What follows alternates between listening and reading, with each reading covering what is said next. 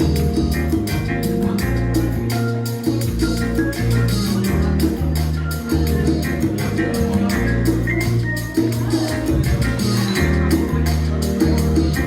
I'm Undrai Fizer. Welcome to Profoundly Speaking, a weekly conversation of clarity.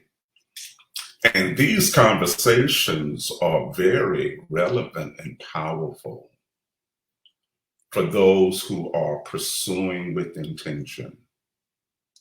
In other words, you are already in love with the path. What do I mean by in love?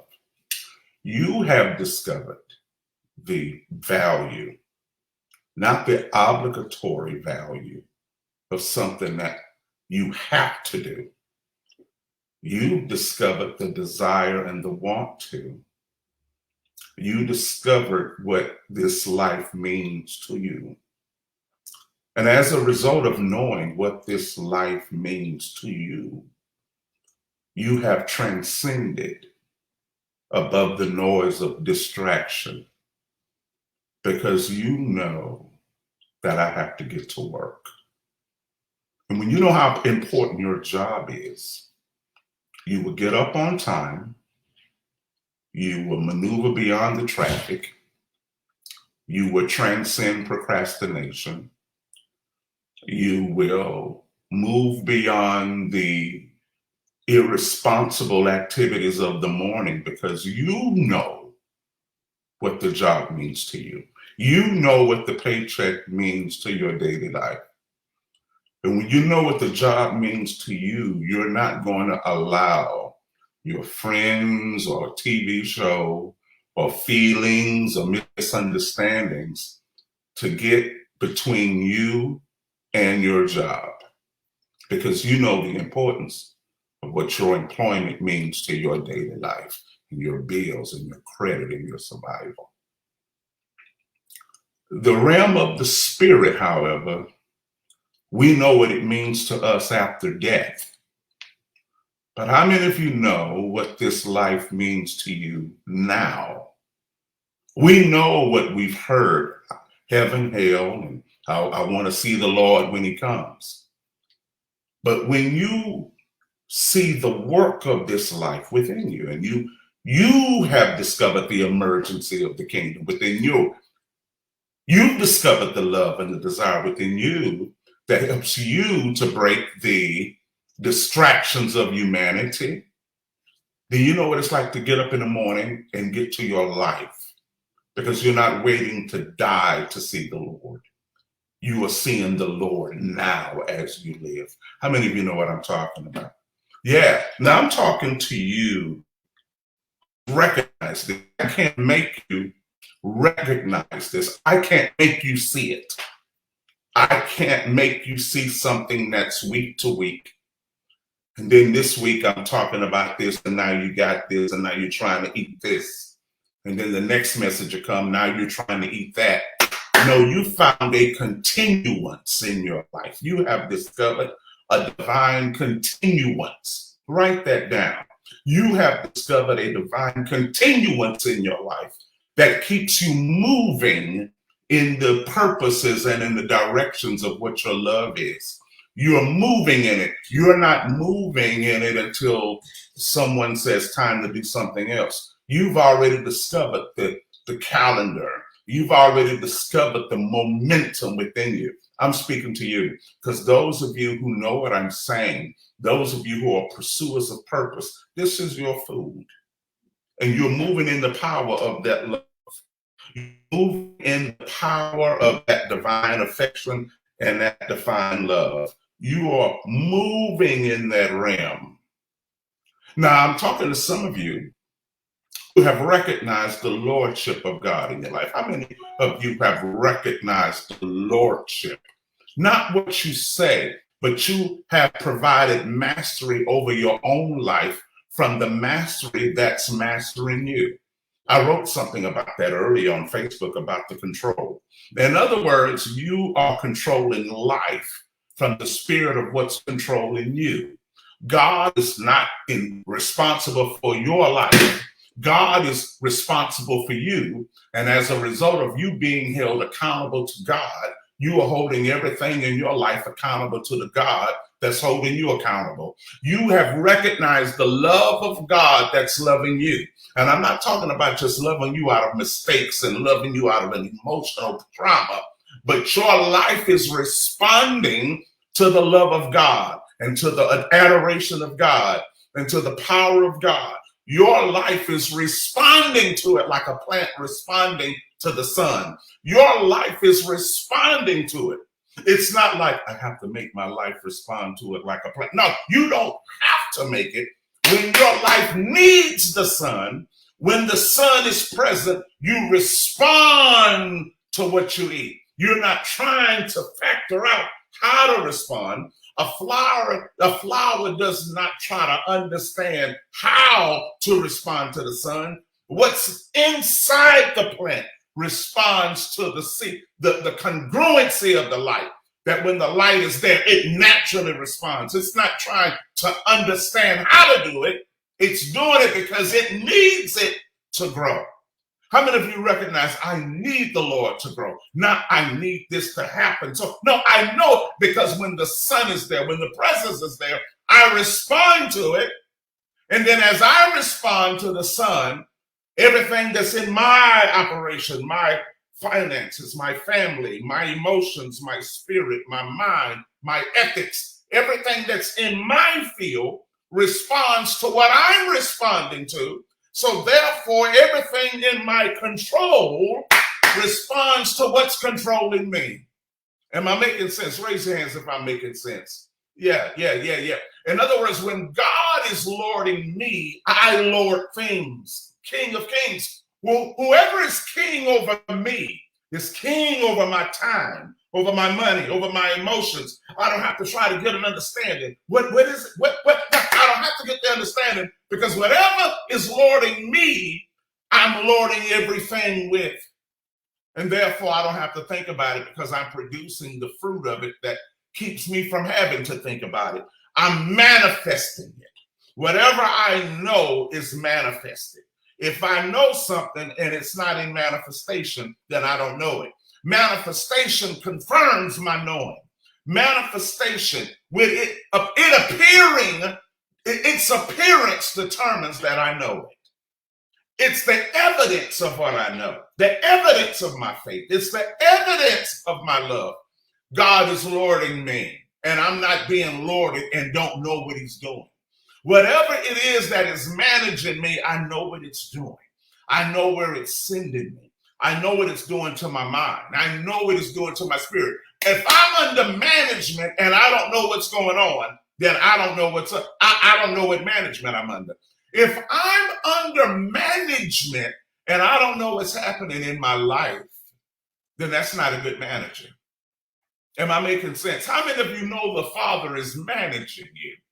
Well, if you are a manager, then your hands are all over the thing that you're managing. You're not managing and they don't know you're in charge. If God is in charge of you, you have to know what he's doing with you. How many of you know what the Lord is doing with you? Do you know what the Lord is doing with you? And I'm going to tell you something. God isn't the manager of rebellion. God isn't, because you can't manage a rebellious employee. An employee may work for you, but when an employee is not being managed, an employee is doing what they want to do. They're late. They're not doing the work properly. They're half doing the work. They're doing some and leaving the others unexplained. When an employee is not properly being governed, they're on their own way, doing their own thing, establishing their own way. See, God isn't the manager of rebellion. Write that down. The Lord is not the manager of a rebellious people. When I'm rebellious, it means I'm doing what I want. I may be at the job, but I'm not being managed. Some of us are in this world, but we're not being lorded. Am I making sense? When I'm lorded, I know what the manager is doing with me. I know what the manager wants from me today. I know what the manager, and I'm going to tell you something, when I'm lorded right, the manager don't have to say what the work should be. I know from the pattern what the work should be. If the manager don't show up to work, I still know what to do. When I'm lorded properly, when I'm in agreement with the manager, when I'm in agreement with the Lord don't have to show up. I know what to do. How many of you know what to do? If the teacher's not there, listen, there are some days I might say, I'm not going to do a meeting. Well, I don't have to do the meeting. I don't have to announce I'm not going to be there. Do you know the work? Do you know the work? Not just for the day, not just for the Sunday. Do you know the work? How many of you know the work of the manager? When you know the work, the manager don't have to be there. The manager don't have to stand over you when you know the work. Am I making sense? See, the manager is not always the manager of a rebellious group. He's the manager, she's the manager, but those employees are not in agreement or in congruency with the management. How many of you are in congruency with the management, which means you are in agreement with the manager? You're not just agreeing to have a manager, your will is aligned with the manager to the point that the manager don't have to be present for you to do the work because you already know the mind of the manager. And when you are being lorded by the Lord, you begin to lord your house, your time, your emotion, your decisions, what you rent, what you own, what you lease. You begin to lord everything with the same power of lordship that's lording you. So if God is lording you and you are growing, everything you lord over will grow too. How many of you follow what I'm saying? When I'm lording right, I'm going to grow it right. Write that down. When I'm lording it right, by being lorded right, everything that's under my lordship will manifest. It will grow. When I speak things into existence, when I speak things into existence, I'm not speaking it out for God to do it. I'm speaking it to my responsibility. When I speak into existence, the way I speak it is I build it. The way I speak into existence is my actions, is my talking. My action is doing the speaking. How do I speak it? I don't speak it in the heavenlies and leave it to God. I don't declare it in the heavens. I declare it into me. And I produce it from who I am. I produce from my lordship. However the Lord is lording me, when I speak it into existence, I'm speaking that responsibility into my manifestation, into my own hands. And then I will build it from my lordship. I don't just speak it for God to do. I don't give it to God to do. God has given me the ability to be responsible. Write that down. God has empowered us with the capacity to respond to our ability. God has empowered us with the capacity to respond to our own ability. How many of you are responding to your ability? How many of you are responding to your ability? And you're not running away from it, you're responding to it. As a matter of fact, you're initiating it. You are initiating your ability. I hope I'm speaking to people who are disciples who can listen close. I found out there are some people who can't hear you close. I'm not talking about near the computer. They can't hear your heart close. They're afraid to hear close. They have to hear you from a distance. I got to hear you without being close to you. I can't be accountable, but if you talk while I'm at a distance, I can determine the pace from which I do it. Jesus sought out disciples who could hear him close, who could put their ear to his chest. They could hear him close. They were not afraid of hearing him close. See, in a facade of religiosity, we always claim the closeness that we want with God. Lord, I want to be so close like this. I want to be so close. Lord, I want to be so close. And we tease the atmosphere with a commitment that we're afraid to walk out naturally. We tease the spirit. Lord, I want to be this. I want to be so close. I want to have this faith. Lord, I want you to give it so. I want it so much. I want it. See, we want it so much, but God don't give you faith. You make the faith. Your trust, your ability to go beyond makes the faith. He don't give it out.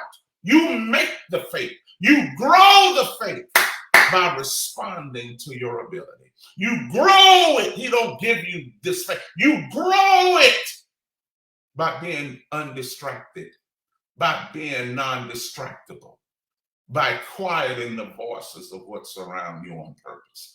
Because when you are a pursuer of the mind, you make all of the other things that's not the mind, you make it shut up. How many of you are making your distractions shut up? How many of you are making your distractions shut up? How many of you are making your distractions shut their mouths? See, God is not going to shut the mouth of your distraction. As a matter of fact, God is not listening to those things that are bothering you. God can't hear what's bothering you. God knows what's inspiring him. He doesn't hear what's bothering you. You and I hear what's bothering us. It's not a matter of God can't you hear what they're saying? God can't hear what they're saying. God can only hear what he's doing. Lord Jesus, let me write that. You better write that down. God can't hear distraction.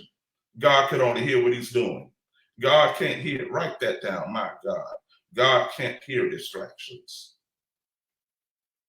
God can only hear what he's doing. Write that down. That's blessing my life. God can only hear what he's doing. See, you hear the distractions, but if you are flowing with what God is doing, you can tell your distractions to shut up. Be quiet. You can tell your distractions, be quiet. But see, a lot of us want the power without the oneness. We want the power without the oneness. We want the power without the fulfillment. We want the power without the oneness. Let me tell you something. I could run my house. I'm in my house. I can't run the house across the street. I can't walk over there and knock on the door and say, let me in. I'm running this house. I could only run the house that I own. And see, a lot of us want the power to run something, but we don't live in the house. You understand what I'm saying? Because whatever is lording you is what you are lording your things with. You hear what I'm saying? Whatever it is that's lording your heart that's the thing that you're using to lord what's in your hands. Am I making sense to you? Yeah. God's not listening to the things that are bothering you. God is listening to what's moving him. And if God is lording you, you are hearing what God is hearing. How many of you are actually hearing what God is hearing? And I know it's not popular because I teach a self-responsible kingdom. Because God gave us dominion. God gave us the power to cause the earth to shift. He put the earth and everything in it in our hands. He gave it to us. So whatever we have dominion in, we have responsibility in. Dominion grows as a result of responding to ability.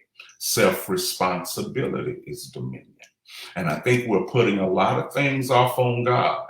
You and I are even the wisdom of God. If I'm going to boast in God's wisdom, I have to boast in me because you and I are the epitome of God's wisdom. I can't boast in God's wisdom and I'm acting dumb. I can't boast in how great he is and I'm acting foolish and acting impoverished and acting desolate and acting weak and living insecure and living in fear and living in doubt and afraid to answer a question, but then I lift him up. I can't lift him up if I'm not up. We're going to have to stop this encouragement thing and get to a responsible thing. We need to live a responsible life. I can't boast in the wisdom of God and I act like I don't know. You and I are the wisdom of God.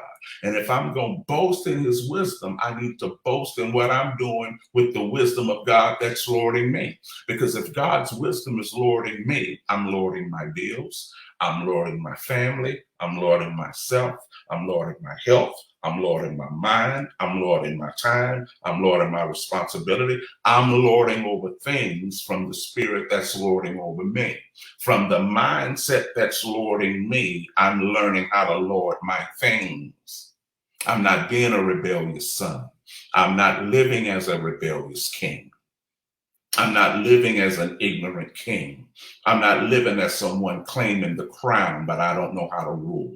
Come on now, this isn't a philosophical gospel. This is a self-responsibility gospel. This is a self-responsible kingdom.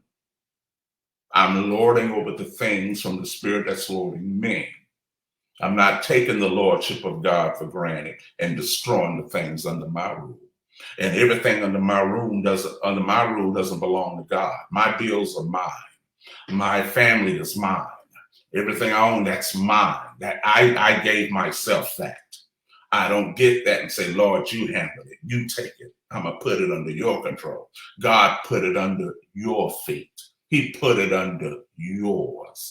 No need of trying to fight the devil if you can't fight your cell phone. No need of trying to fight the devil if you can't fight your mortgage. Ain't no need of trying to fight the devil if you can't fight your wisdom. If you can't keep your wisdom in check and your emotions in check. You understand? And it's not a matter of how much money you got. It's how well you are lording your resources from the lordship of the divine. If the kingdom is lording you, shouldn't you be lording your kingdom from the kingdom that's lording you? If fear is lording me, then fear is lording my stuff. Some of us are perfect in fear instead of perfect in the spirit. Some of us are perfect in doubt instead of perfect in the spirit. We're mature in trauma, but we lack maturity in the kingdom. I have maturity in bad experiences. I have maturity in trauma, but I'm lacking maturity in wisdom.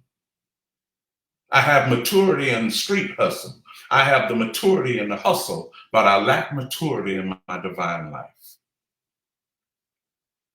Am I making sense? If I'm making sense, text me and let me know I'm making sense. Those of you who have my number, text me. Now let me know that I'm making sense. Just text me and say, you're making sense. Sounding good. I'm telling you something. I'm not giving you just a teaching. I'm giving you a practice. God is better when practice. God's manners. Write that down. Manners of God. God's manners are understood. God's ways are understood. His manners. See, when you and I imitate God's manners, then we understand God's will in things, how God responds to things. The Holy Spirit allows us to tap into God's manners. The Holy Spirit doesn't allow you and I to keep our own manners, playing God. He allows you and I to peek into God's manners, and we begin to put on God's manners like we're putting on clothes. And as we wear the mantle of God's manners, we begin to live the ways of the thoughts of God. And we begin to perceive his lordship over us because we have his manners. And from his manners, we begin to move about. And we begin to lord over the things that we have under our feet. And then we begin to speak those things into existence. We just don't say, I'm going to have a business. I'm going to speak it out there. No, when I speak, I'm going to have a business. I take care of the business in my own life first. I take care of my own business. When I say I'm going to have a business, take care of the business that needs all of the ends met first. But if you're going to speak a business, fix your business. To speak a business don't mean to speak a new DBA. I'm speaking a new company. If you're going to speak a business, take care of the business you already have in your hand. When you speak forth a new business, fix the business you already have. When you begin to fix the business and it begins to manifest a yes and an amen because you fixed your current business, then you have the strength and the trust to step out into your venture. We speak dreams that we're afraid to pursue because we've already tore up the business we're already in. We speak dreams that we're afraid to pursue, and we need confirmation that it'll work. And the reason you need confirmation that the dream will work is because you already have affirmation that you messed up the business you in. And so you need to know, will it work if I do it? But if you fix the current business, you know it'll work. See, I've lost a lot of relationships by telling people, fix the business you got already. See, a lot of us are speaking an escape. We want dreams to show us how to escape the mess we made. But God is not going to let you rapture out of the mess you made. Fix the mess, and then you have the trust to step into the dream that's in your heart. Am I making sense? Fix what you broke before you create another one. Fix what you broke before you fix it, before you create a new one. Fix what you broke. If you're going to walk in your purpose, fix the purpose that you broke before you make a new one. Am I making sense? Am I making sense? That's called dominion. That's called self-responsibility. If I'm going to speak something in existence, I got to speak it into my actions. And then I will manifest it from my discipline. Because if I don't manifest it from me, then I never wanted it. God is not asking me to throw all of my Christmas lists in the air and let him choose which one. And if I fast and pray, he's going to choose the best one and give it to me. No, you can have whatever's in your heart if you're willing to build it. You can have whatever you want if you're willing to build it. Not if you're willing to say it, not if you're willing to speak it, but if you're willing to build it. Because if I build what I speak, then I'm in it. If I build what I spoke, then I'm the word of it. Write that down. If I build what I spoke, then I'm the word of it. How many of you getting something from this? I hope you are. I hope you're getting something from it. I hope you're getting something from it. You're getting something from it, Lord. I hope you're getting something from it. Yeah. Self-responsibility. You need the power to hear God close and not from a distance. You want to hear him close. Stop claiming closeness. Just be in the Lord. Stop teasing. I want to be so close. Well, go up there then. Go up there. You don't have to tell social media what you want God to know from you. You don't have to tell Facebook what you want God to know. You don't have to tell your social media what you need God to know. You just go and produce what you know. You don't need to say it to get a like. Just go do it. Am I making sense? Am I making sense? All right, it's almost my time. Yeah. I am loving my life, not trying to get a good feeling of it. I'm lording me according to how I'm lorded. And when I trust the lordship that I have, it opens up my life and it reveals all of the treasure and the goodies that's in my life. So from what's lording you, what goodies are you seeing from you? From the spirit that's lording you, what goodies are you seeing and experiencing you? Oh, this is good. Hey, look at the ticker down there. If you have an offering or a seed, a divine seed that you want to invest in what we're doing, there is the information. You could download the Fizer Interglobal app in the App Store and Google Store, or you could do a Cash App seed at $ Coach Fizer, whatever you want to sow. If this is a weekly work that is worthy of an investment from you, because it's opening your mind, not to just hear some teaching, but it's provoking you to go further, I appreciate your financial sowing and gifts into what we're doing.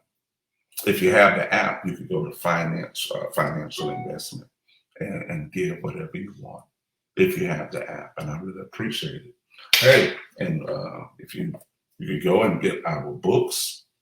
Let me put this here, Excuseless Life. Yeah, or The Light, which keep it. But hey, you know the books. You can Google and look at the books that we have and podcasts. In other words, there's information every day for those who want to eat. But you don't have to ask me, where is it?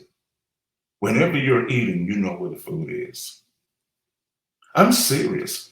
The way we pursue, thank you, the way we pursue determines what we are pursuing. If someone has to teach you how to look for something that's important to you, it's not important to you. Whatever means something, I'm not talking about whatever means something after you die. I'm not talking about whatever means something from an obligatory matter. You're going to always look for your heart. When something is your heart, you're already doing it. You don't have to get lessons from anybody to tell you what to do with your heart. Because whatever is your heart, you're already doing it. You know what everything is. When it's your heart, you don't get tired. When it's an obligation, it's a burden. When you feel it's something I need to have to pass, you're going to get tired. But you're always living what you're in love with.